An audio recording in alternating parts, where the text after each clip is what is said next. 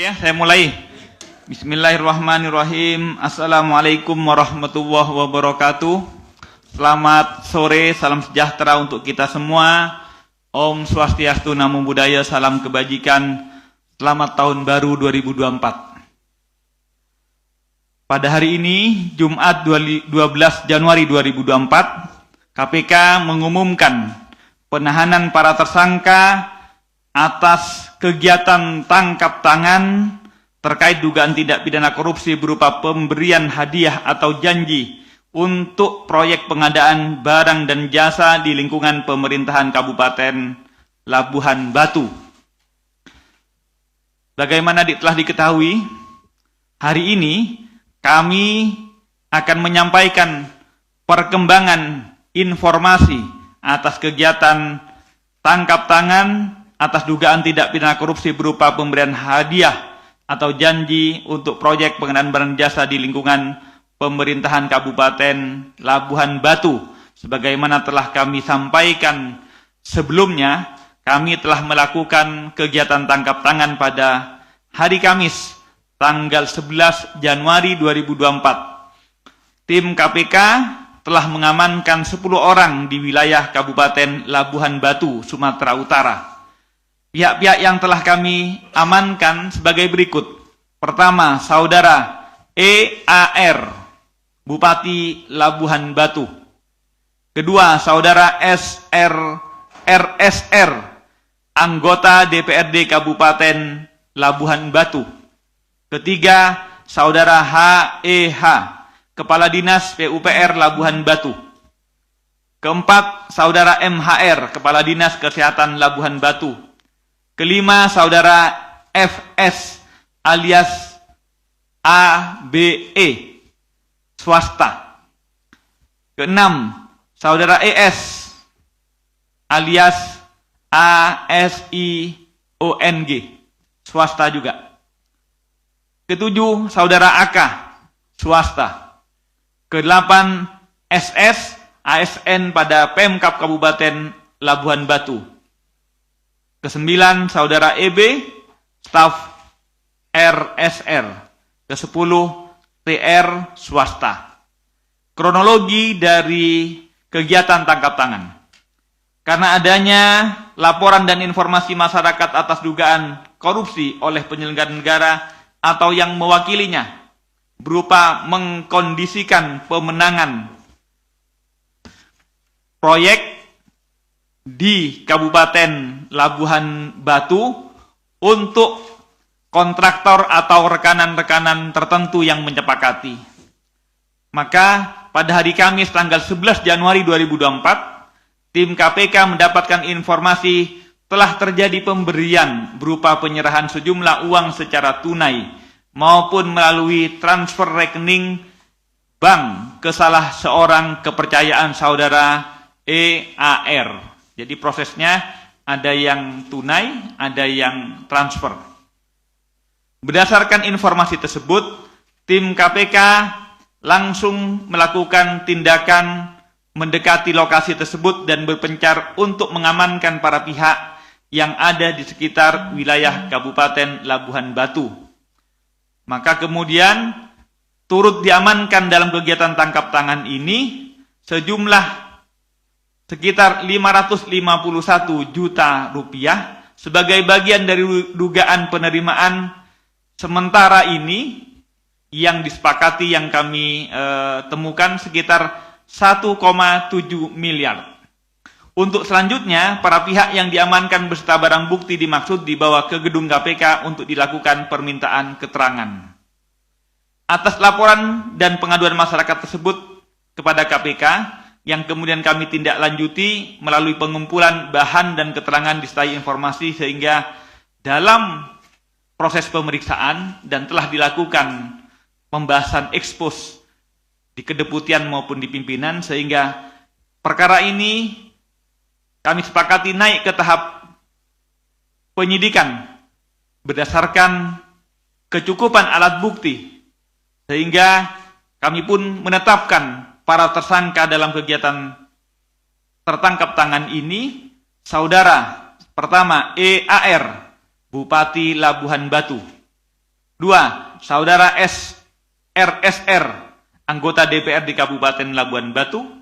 3. Saudara ES, swasta. Keempat, saudara FS, swasta.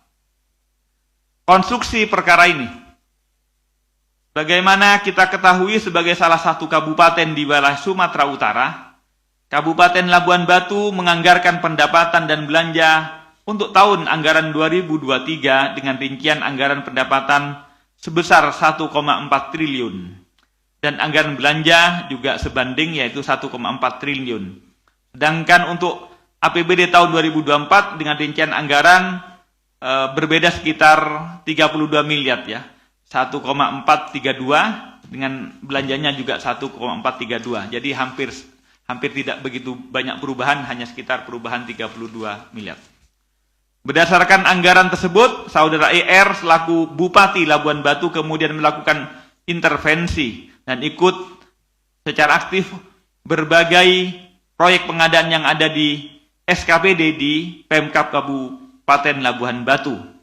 Proyek yang menjadi atensi saudara EAR diantaranya pada Dinas Kesehatan, Dinas PUPR, dan khusus untuk Dinas PUPR, yaitu proyek lanjutan peningkatan jalan Sei Rakyat, Sei Berombang, Kecamatan Panai Tengah, dan proyek lanjutan peningkatan jalan Sei Tampang sampai ke Sido Makmur, Kecamatan Bilah Hilir atau Kecamatan Panai Hulu, dengan besaran nilai pekerjaan kedua proyek tersebut sebesar 19,9 miliar.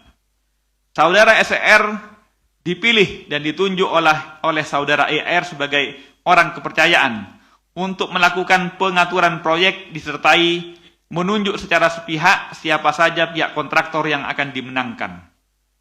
Besaran uang dalam bentuk fee yang dipersyaratkan bagi para kontraktor yang akan dimenangkan yaitu 5-15% dari besaran anggaran proyek. Untuk 2 proyek di Dinas PUPR dimaksud kontraktor yang dikondisikan untuk dimenangkan sebagai pekerja atau kontraktornya yaitu saudara FS dan saudara ES. Pada sekitar Desember 2023, EAR melalui orang kepercayaannya yaitu saudara RSR selanjutnya meminta agar segera disiapkan sejumlah uang yang diistilahkan kutipan atau kirahan dari para kontraktor yang telah dikondisikan untuk dimenangkan dalam beberapa proyek di Dinas PUPR. Jadi sistemnya ada yang ijon, ada yang kemudian di akhir. Penyerahan uang dari saudara FS dan saudara ER pada RSR kemudian dilaksanakan pada awal Januari 2024 melalui transfer rekening bank atas nama RSR dan juga melalui penyerahan tunai. Sebagai bukti permulaan, besaran uang yang diterima saudara EAR melalui RSR sejumlah sekitar 551,5 juta sebagai satu kesatuan dari 1,7 miliar. Jadi ini uang muka saja. KPK masih akan menelusuri adanya pihak-pihak lain yang diduga juga turut memberikan sejumlah uang pada EAR melalui RAR. Selain itu, KPK terbuka untuk terus melakukan pendalaman lebih lanjut kaitan adanya dugaan korupsi lain dalam penanganan perkara ini ke depannya. Jadi, semula kasus ini berawal dari penerimaan hadiah atau suap. Tetapi suapnya dalam suap pengadaan barang dan jasa. Oleh karena itu, kami tentu kemudian akan terus mendalami dugaan-dugaan perbuatan ikutannya. Karena suap dalam PBJ tentu di dalamnya pasti ada rekayasa dalam pengadaan barang dan jasa yang memungkinkan kemudian kami masuk kepada pasal 2 dan pasal 3 dalam PBJ-nya. Jadi masih terkait kebutuhan proses penyidikan ini, tim penyidik kemudian melakukan penahanan kepada saudara tersangka EAR, RAR, FS, dan ES masing-masing untuk 20 hari pertama. Terhitung mulai hari ini tanggal 12 Januari 2024 sampai dengan 31 Januari 2024 di rutan KPK. Tersangka saudara FS dan ES sebagai pemberi disangkakan telah melanggar pasal 5 ayat 1 huruf A atau B atau pasal 13 Undang-Undang 3199 Yungto 20 2001 tentang pemberantasan tindak pidana korupsi Yungto pasal 55 ayat 1 ke 1. Sedangkan tersangka saudara EAR dan saudara RSR sebagai penerima disangkakan melanggar pasal 12 huruf A atau huruf B atau pasal 11 Undang-Undang 3199 Yungto 20 2001 tentang pemberantasan tindak pidana korupsi Yungto pasal 55 ayat 1 ke 1 KUHP. Sekali lagi, ini adalah awal yang kami tetapkan baik pihaknya maupun pasal-pasal yang kami kenakan. Kami terus mendalami dalam kasus ini apakah ada pihak-pihak yang lain yang turut terlibat, termasuk mungkin proyek-proyek yang lain yang masih akan kami kembangkan proses pemeriksaannya dalam penyidikan. Kali lagi kami berharap dan menghimbau kepada segenap penyelenggara negara di Indonesia, KPK berharap dengan kasus tangkap tangan ini tidak akan ada lagi penyelenggara negara yang melakukan tindak pidana korupsi yang kemudian membuahkan tangkap tangan oleh KPK. Kami berharap setiap penyelenggara negara bersama masyarakat bersinergi untuk membangun Indonesia dengan bebas korupsi. Demikian yang dapat kami sampaikan. Kami kembalikan ke Mas Ali Fikri. Akhir kalam, wassalamualaikum warahmatullahi wabarakatuh. Om Santi Santi, Om Salam, Namo Buddhaya. Terima kasih Pak Nur Gufron yang sudah membacakan poin dari perkembangan kegiatan tangkap tangan. Pada prinsipnya KPK hari ini mengumumkan 4 orang sebagai tersangka dan ditahan sampai nanti 31 Januari 2024 yang diduga menerima uang 1,7 miliar. Ini bukti permulaan gitu ya. Jadi sekali lagi ini bukti permulaan yang kami temukan dengan barang bukti 551,5 juta. Berikutnya kami tunjukkan barang bukti.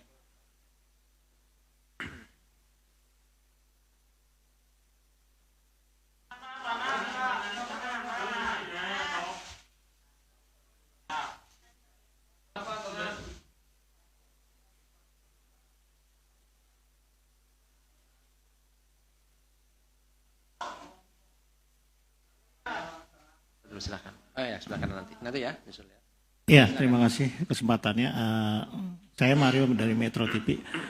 Untuk kasus ini saya ingin menyoroti untuk tersangka ES. Ini menarik sekali karena Effendi Saputra ini orang yang sama, tersangka penyuap Pangonal Harahap, Bupati Labuan Batu tahun 2018. Ini agak menarik, kayaknya memang spesialis main proyek di sana dan kemudian spesialis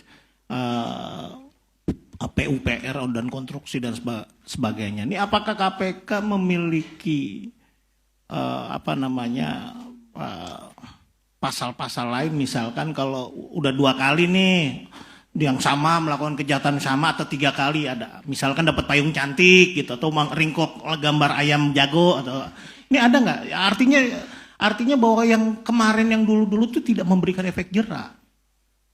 Nah maksud saya apakah dengan ketangkep kedua kalinya ini bisa dapat medali atau penghargaan atau seperti apa agar ke depan tidak ada lagi ES yang lain gitu loh. Nah untuk kasus lain bisa Mas Ali langsung biar nanti dulu aja. Yang ini dulu aja. Yang ini mah cuma itu doang paling, yang lain juga mau nanya apaan, nggak jelas juga. Oke, lanjut sekali. Lanjut aja ya. Jawabnya nanti bisa. Ya. Lanjut sekali. Ya. Pak Gufron, ini saya mau nanya perkembangan kasus LE yang sudah pindah alam. Kira-kira ini lanjut atau gimana? Ini kan menarik juga kalau dikatakan kemarin sempat naik penyidikan uang makan minum. Nah kan repot juga, orangnya sudah ada, tidak ada, artinya tindak pidananya sudah mungkin secara KUHP ditutup ya. Nah ini bagaimana minta penjelasan sejelas-jelasnya. Terus kedua, ini terkait kasus Bupati Sorong. Ya ini kan kemarin dari paparan itu pemeriksaan sudah di sana itu berapa kali gitu, udah puluhan saksi. Nah, yang belum pernah diperiksa itu dugaan keterlibatan orang BPK pusatnya. Ini kan baru Saudara Pius yang memang membawahi wilayah AKN Indonesia Timur. Yang sebelumnya memang sudah sempat diperiksa. Nah, maksud saya apakah KPK tidak melihat adanya dugaan keterlibatan pusat, karena ini sudah memang perintah untuk mengkondisikan setiap kabupaten di Indonesia Timur yang kita tahu secara administrasi itu kan babak belur, belepetan atau ngaco lah, banyak kekurangannya. Apakah KPK sudah memeriksa, melihat indikasi keterlibatan BPK pusat dalam hari ini, entah itu ketua BPK-nya atau deputi atau komisioner lainnya. Nah, terus untuk kasus lain satu lagi Mas Ali, untuk kasus APD itu sendiri gimana Mas Ali? Ini kan kemarin diperiksa itu salah satu petinggi keuangan BNPB, Tafib Joko kalau nggak salah, itu menyampaikan bahwa dirinya hanya memberikan penyaluran dana saja, tetapi terkait pelaksanaan APD dengan satu set 48,8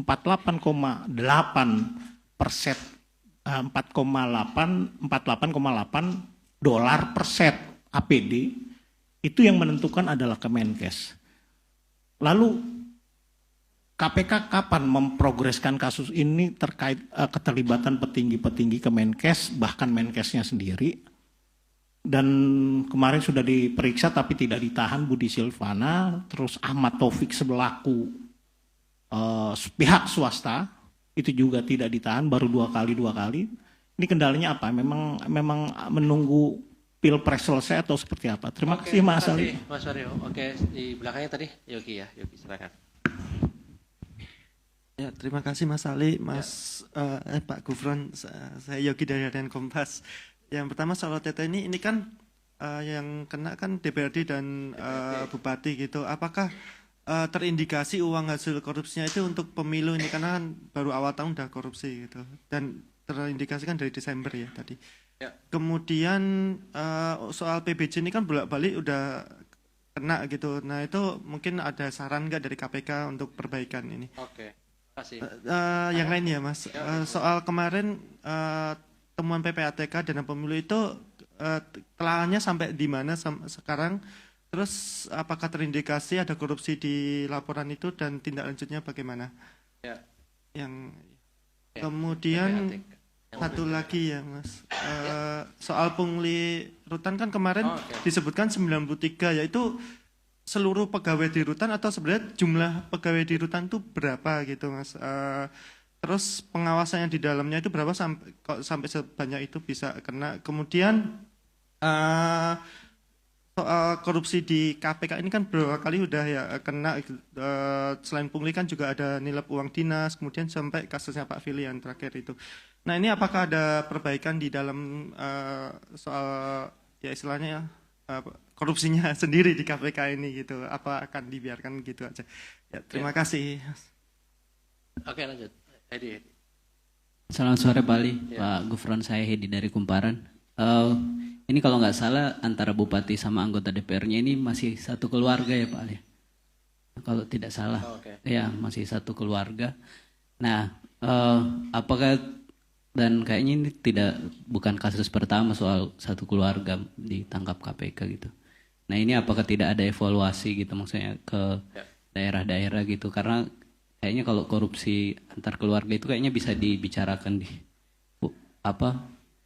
di ruang makan gitu loh mereka. Jadinya apakah tidak ada semacam mencegah supaya tidak ada seperti yang begini-begini lagi atau enggak?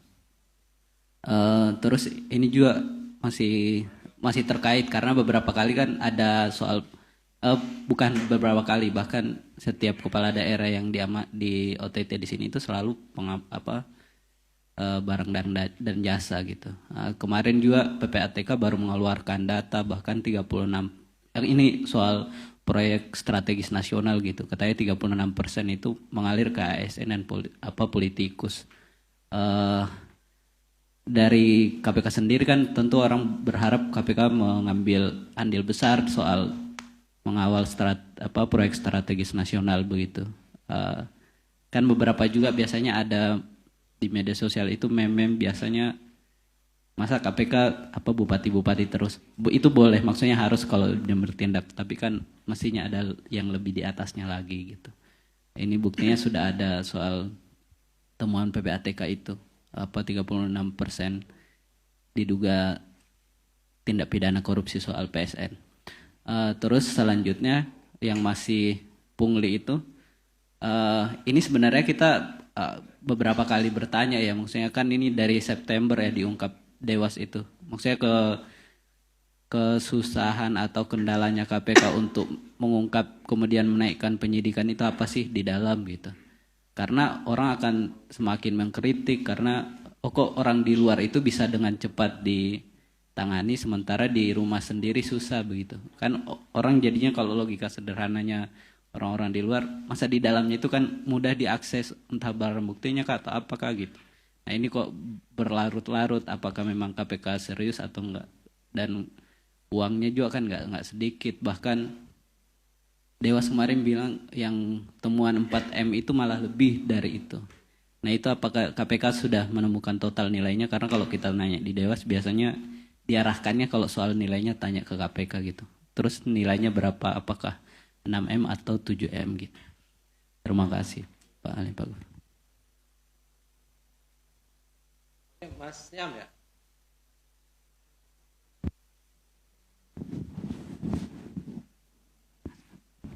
Halo.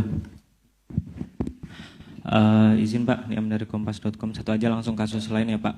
Kebetulan kemarin saya mengikuti sidang Dadan Triyudianto dan Hasbi Hasan kayak gitu. Nah kemudian dalam sidang itu Pak Gufron, jaksa KPK intinya menuturkan BAP saksi yang pada intinya istri Dadan Tri diduga menunjukkan foto BAP Herianto Tanaka, pengusaha dari Semarang kalau nggak salah yang jadi tersangka penyuapkan.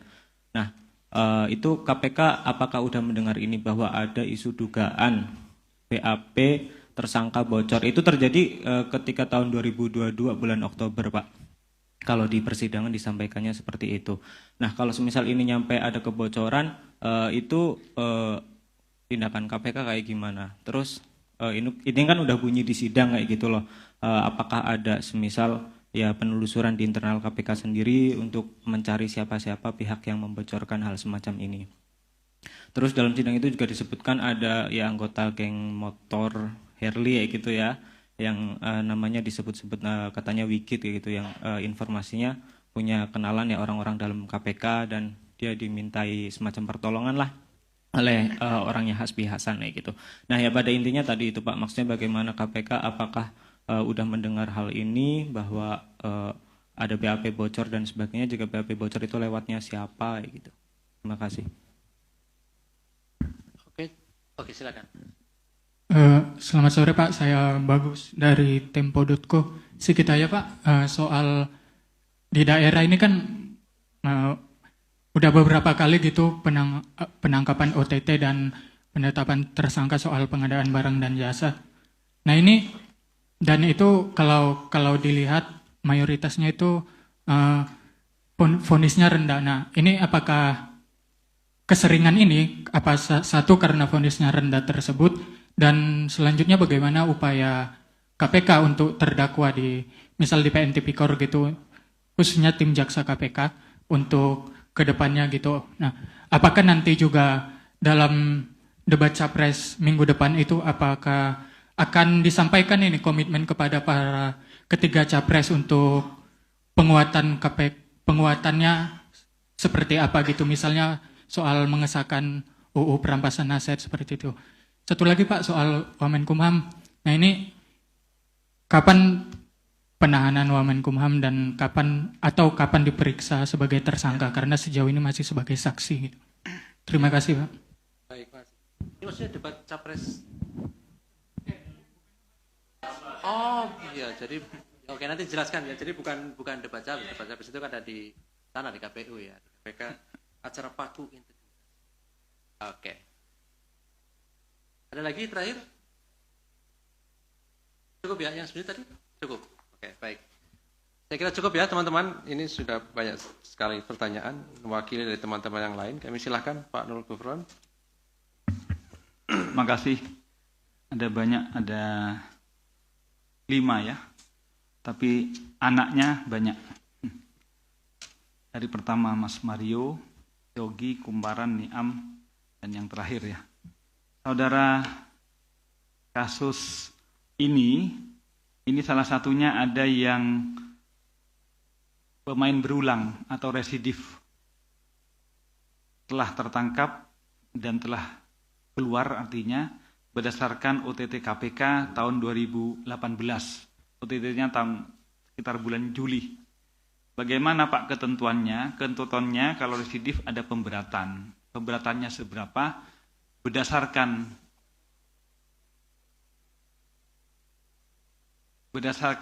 KUHP, pemberatan pidana bagi residif itu adalah 1/3. Jadi misalnya ketentuannya mestinya 12 tahun, maka menjadi ditambah 3 tahun, jadi 15 begitu.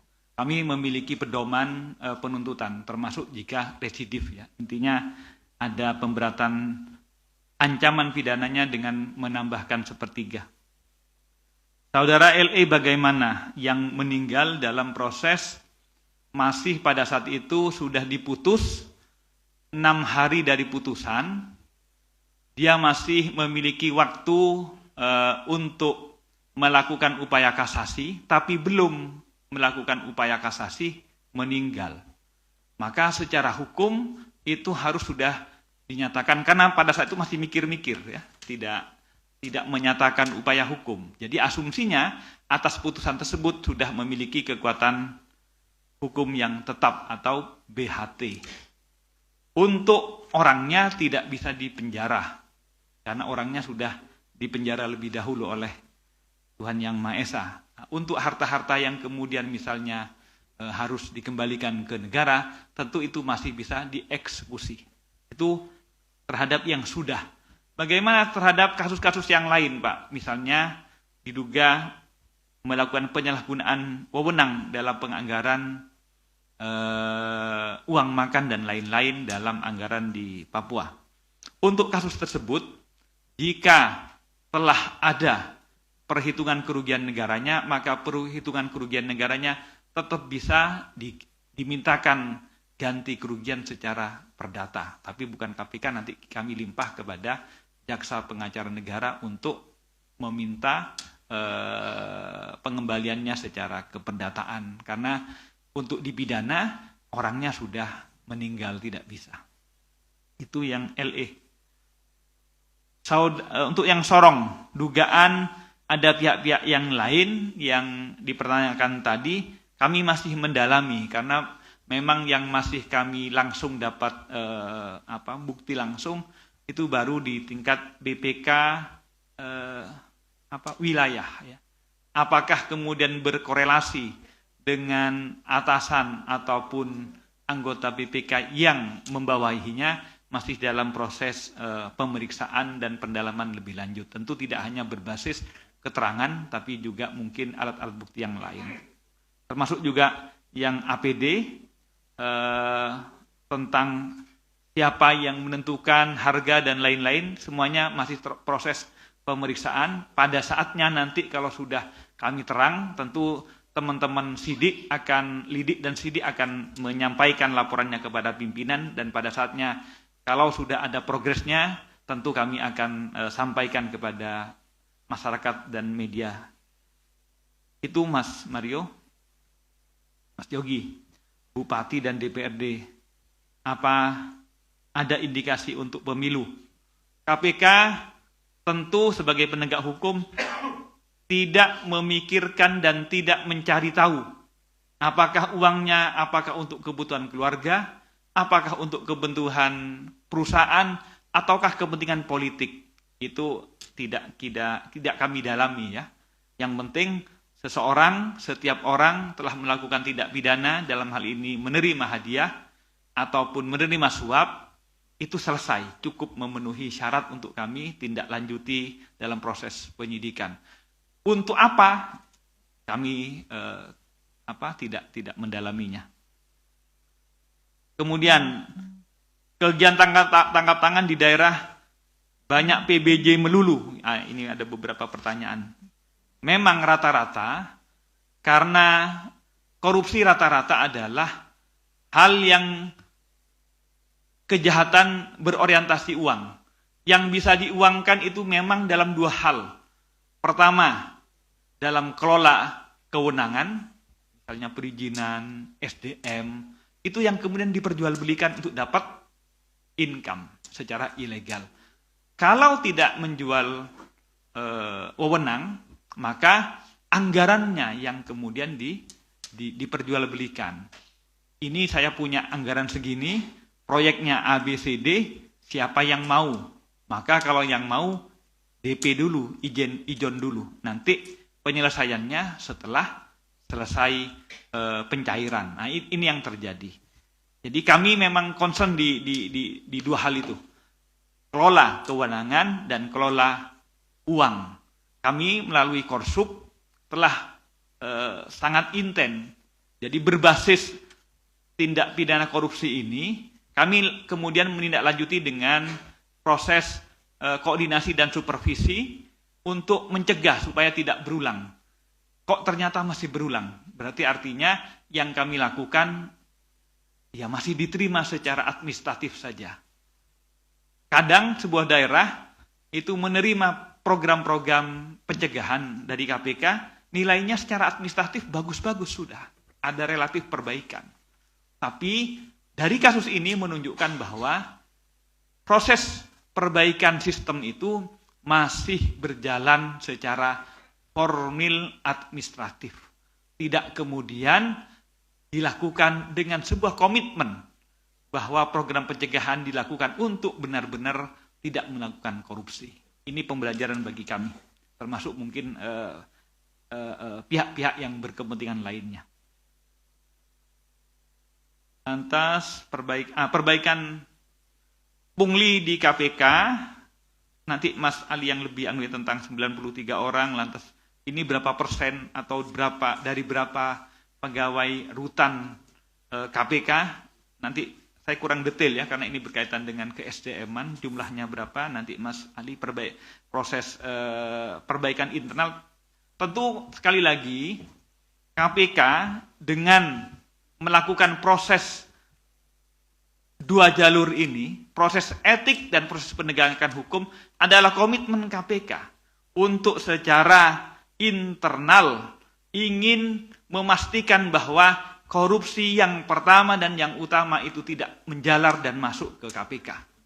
Bahwa fakta realita KPK sebagaimana tadi dipertanyakan ada 93 dan lain-lain, ini kenyataan yang akan kami menjadi pelajaran untuk kami kemudian tidak lanjuti. Bukan hanya kasus ini akan diselesaikan, tentu kemudian perbaikan sistem terhadap ke-SDM-an, terhadap relasi-relasi KPK dengan rutan-rutan yang di luar kewenangan KPK, tentu itu akan kami evaluasi untuk adakan perbaikan ke depan. Lebih lanjut, di Kumparan, Bupati dan DPRD, ini ada keluarga dan lain-lain. Karena kalau keluarga kemudian bisa seakan-akan rapatnya bisa di rumah ataupun di ruang dapur saja.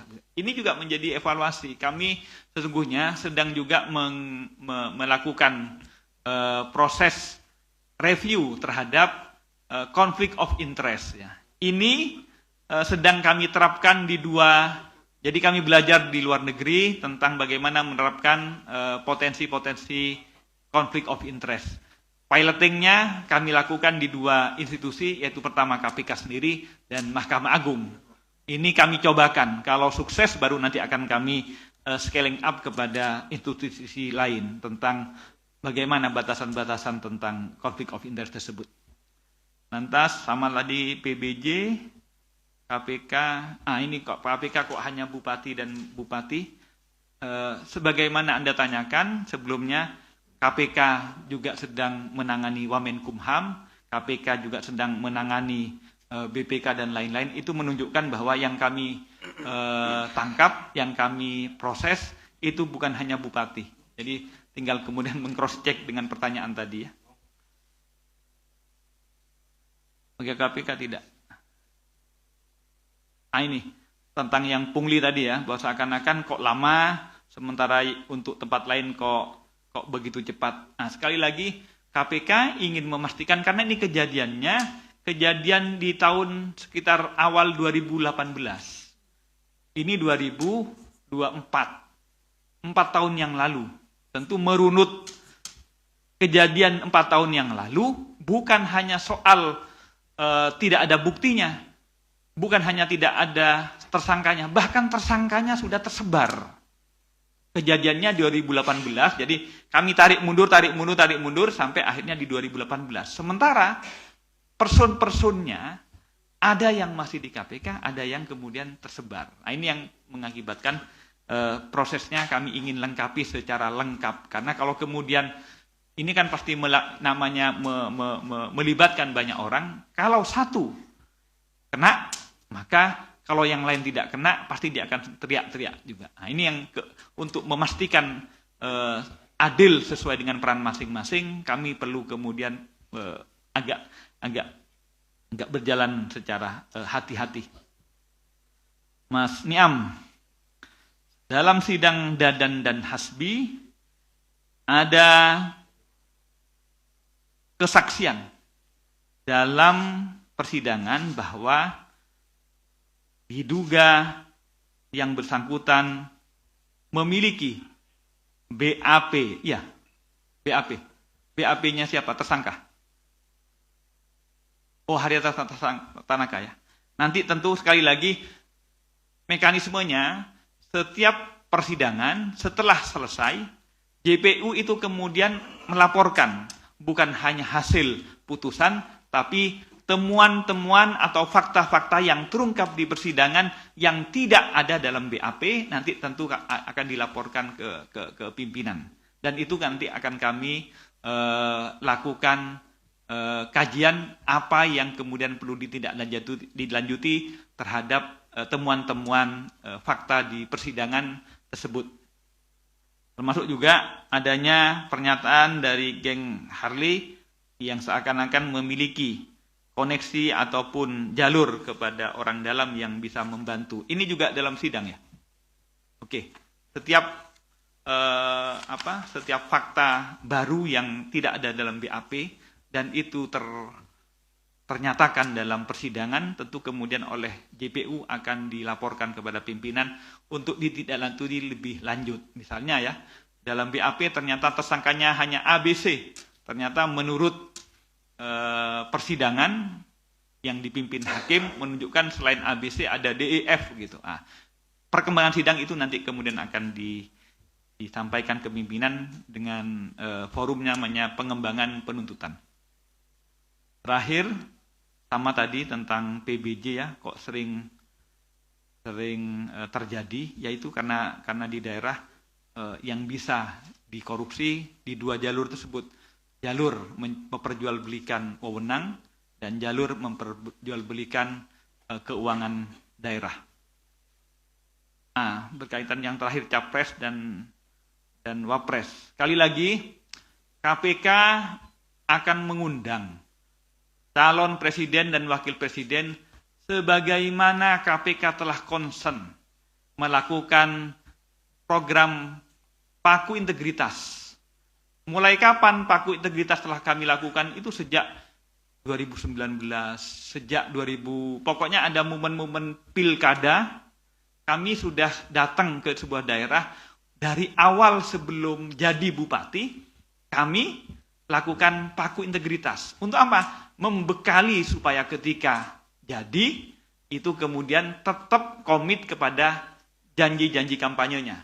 Setelah terlantik, terpilih, kami lakukan juga program Paku Integritas di gedung C1.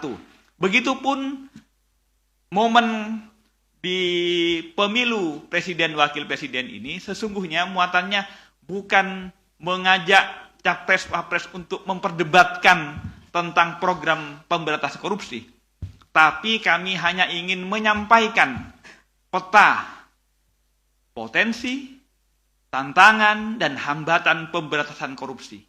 Supaya apa? Supaya kemudian Presiden ke depan adalah pemimpin pemberantasan korupsi Indonesia yang akan datang. Itu yang kami harapkan. Sehingga harapannya Presiden itu, Capres-Wapresnya itu memberikan ya minimal rencana yang strategis, langkah-langkah yang operasional, yang lebih teknis dari sekedar yang telah dijanjikan pada forum-forum sebelumnya, bahwa Capres dan Wapres masing-masing nomor tersebut itu semuanya berkomitmen pemberantasan korupsi. Tapi yang bagaimana? Nah, kami ingin memaparkan realitanya dulu tentang SPI, tentang IPAK, tentang IPK, tentang struktur yang banyak pemberantasan korupsinya, pencegahannya. Nah, itu kemudian perlu dirijen yang memimpin Indonesia dalam pemberantasan korupsi. Karena janji-janji Presiden untuk mengantarkan Indonesia adil makmur itu hanya akan tercapai kalau mereka juga komit dengan pemberantasan korupsi. Itu forum yang akan kami lakukan pada tanggal 17 Januari yang akan datang. Jadi forumnya ada dua hal sebenarnya. Bagaimana rencana strategisnya dan fakta komitmen untuk pemberantasan korupsi. Itu yang perlu kami klarifikasi. Jadi tidak ada debat ya. Saya kira itu Mas Ali yang dapat kami sampaikan. Oh iya. Terakhir, silakan. Ya.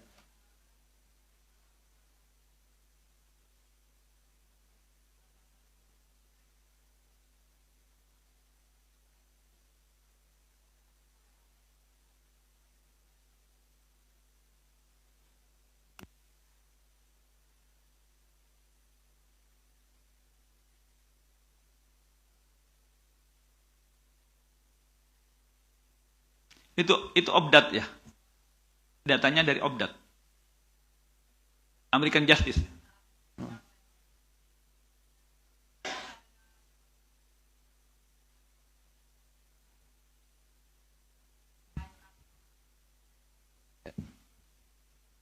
Oke, terima kasih. Jadi pertama, informasi itu kami baru dengar ya.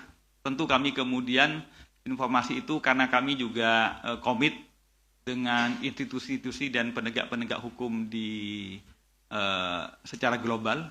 Tentu info tersebut nanti kami akan dalami dulu sumber informasinya untuk kemudian lebih detail kami teliti yang dimaksud itu siapa ya. Karena kalau memang sudah ada putusan bahwa pihak Jerman melakukan korupsi kepada perusahaan-perusahaan dan pejabat-pejabat yang salah satunya pejabat Indonesia, tentu itu menjadi bagian dari kewenangan KPK untuk menindaklanjuti. Nanti kami akan lebih dalami lebih dahulu. Terima kasih. Baik, ya.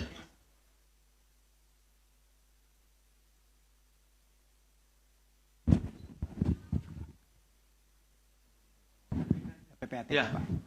Jadi begini, berkaitan dengan transaksi mencurigakan yang disampaikan oleh PPATK ke KPK ya. Kami datanya saja ya. Yang berapa 21 itu kami belum dapat. Sebenarnya yang sudah kami dapat sesungguhnya di masa rentang periode antara Desember sampai Januari ini itu baru 2 sebenarnya. Jadi karena PPATK itu berbasis transaksi mencurigakan yang basis dugaan perbuatan kejahatannya bukan hanya korupsi, mungkin narkotika, mungkin teroris, mungkin judi, mungkin juga korupsi. Tentu mereka kemudian PPATK akan melimpahkan kepada institusi yang memiliki kewenangan untuk itu. Nah, sementara yang Anda katakan 21 ya? 21. Kami belum menerimanya. Yang kami menerima itu baru 2. Itu yang dapat kami sampaikan, sehingga kami untuk yang selebihnya tidak bisa menjelaskan. Saya kira Oke, gitu baik. ya. Ya, sedang kami kaji ya, karena tentu kalau teman-teman PPATK itu melihat dari suspek follow the money, uangnya yang anomali atau tidak wajar. Ketidakwajaran aliran-aliran dana tersebut harus kami buktikan berdasarkan perbuatan korupsi atau tidak. Nah, itu lebih agak Baik. ya butuh waktu begitu, karena kalau transaksi keuangan itu bisa tinggal melihat Ya. dari lalu lintas uang yang dari perbankan dan OJK. Nah, kami harus memiliki beban untuk membuktikan bahwa dugaan atau hipotesa aliran tersebut berbasis entah suap, entah gratis, entah melawan hukum, entah menyelewengkan wewenang. Itu yang sedang kami lakukan. Oke. Saja. Makasih. Baik, terima kasih Pak. Ya, jadi prinsipnya tadi ya, kalau predikat crime itu kan banyak sekali Mas Yogi ya. Kewenangan KPK kan cuma 2, penyuapan dan juga korupsi, sedangkan tindak pidana asal itu puluhan, bahkan 20-an lebih ya. Dan itu bukan menjadi kewenangan KPK. Tapi saya kira apapun yang disampaikan oleh PPATK tentu kami kaji ke arah sana yang menjadi kewenangan KPK saja gitu, apakah ada atau tidak kan gitu ya. Baik, tadi terkait dengan rutan gitu ya. Tadi juga sudah disampaikan itu kan butuh waktu karena ini kan kejadiannya tidak hanya kemudian di tahun 2020 sampai 2023, tapi memang indikasinya kan sudah lama di 2018. Oleh karena itu komitmen kami KPK untuk menjaga marwah kelembagaan inilah justru kemudian kami ingin menuntaskan gitu ya. Dan perlu teman-teman tahu ya, jadi ada 3 hal yang berbeda. Yang pertama adalah etik. Etik itu adalah dewas, itu kita tidak berbicara mengenai pidana gitu. Pertanyaannya di luar kan kok tidak dilakukan pidana, sedang proses kan gitu ya. Penyelidikan, kemarin sudah disampaikan Pak Alex juga ada 190 orang yang sudah diperiksa ya sebagai yang dimintai keterangan dalam proses penyelidikan, dan bahkan kami juga sudah menerima beberapa pengembalian uang itu sampai 270-an juta lebih gitu Pak yang kemudian diterima gitu ya. Artinya ini kami ingin tuntaskan. Baru yang ketiga kemudian ada disiplin pegawai gitu. Nah, itu yang membedakan antara KPK dengan di lembaga lain. Kita secara paralel dilakukan etiknya, kemudian disiplinnya, dan juga pidananya. Ini secara paralel. Jadi tentunya tadi sudah dijelaskan butuh waktu mengingat tempusnya juga kita coba tarik yang dugaannya justru jauh-jauh waktu sejak bahkan 2018 tadi sudah dijelaskan Pak Fron. Itu ya, saya kira itu sudah clear. Iya, tadi pasti nanti kami dalami lebih jauh ke sana gitu ya. Karena sekali lagi kalau bicara di Dewas hanya masalah etik gitu ya. Dan sanksinya pun sanksi sosial. Nah, nanti apakah berhenti di situ? Tentu tidak, karena proses penyelidikan kan sedang berjalan di KPK. Apakah nanti disiplinnya berhenti? Tidak, kan tentu kami jalan gitu ya. Karena etik itu 93 itu belum tentu juga semuanya turut menerima gitu ya. Bahkan kemudian secara berjenjang.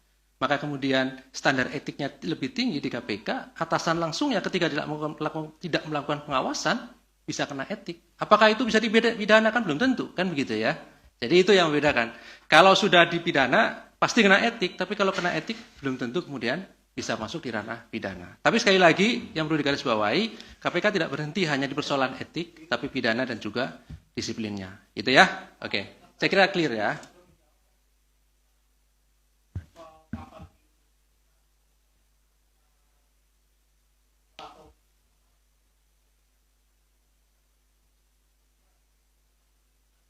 Ya.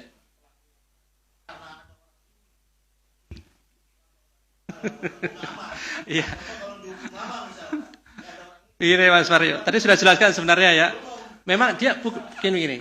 Memang nanti kalau kita sebutannya itu kan residivis tadi sudah jelas ya, yang berulang begitu. Tapi kan Mas Mario juga saya yakin sangat paham ya. Sebagai pemberi itu kan maksimal dihukum 5 tahun ya pemberi suap. Tapi tadi juga sudah didiskusikan persoalan ini, tentu ini menjadi catatan tersendiri bagaimana kemudian ke depan dalam penyelesaiannya pada tingkat persidangan begitu ya. Itu Mas Mario ya.